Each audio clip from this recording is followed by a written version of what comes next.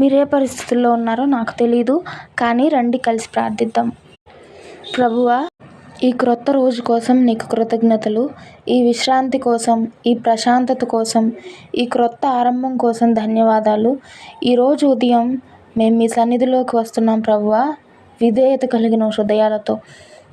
మనలో కొందరు అలసిపోయి ఉన్నాం, కొందరు ఆందోళనలో ఉన్నాం, కొందరు మాటల్లో చెప్పలేని భారాన్ని మోస్తున్నాం. కానీ ఈరోజు మా ప్రతి భారం, ప్రతి భయం, ప్రతి ఆలోచన పెడుతున్నాం ప్రభువా. మా హృదయాలకు శాంతినివ్వండి. ఎవరికీ అర్థం కాని ఒక శాంతిని మా ద్వారా అనుభవించేలాగా సహాయం చేయండి. మా జీవితాల్లో ఖాళీగా ఉన్న ప్రతి చోట నీ సన్నిధిని నింపండి ప్రభువా. మేము ఒంటరిగా లేము అని మాకు గుర్తు చేయండి. ఈరోజు మా ఆలోచనలను నడిపించండి.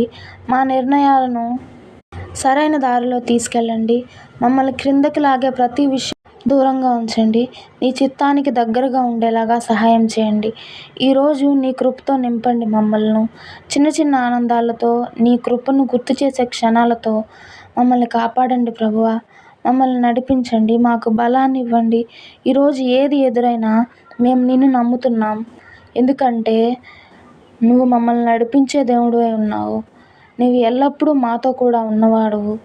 యేసు నామంలో ప్రార్థిస్తున్నాం తండ్రి. నమ్మిన వారు ఆమెనని టైప్ చేయండి. మీ అవసరతల కోసం ప్రార్థించబడుతుంది. ప్రార్థన అవసరతలను తెలియజేయండి.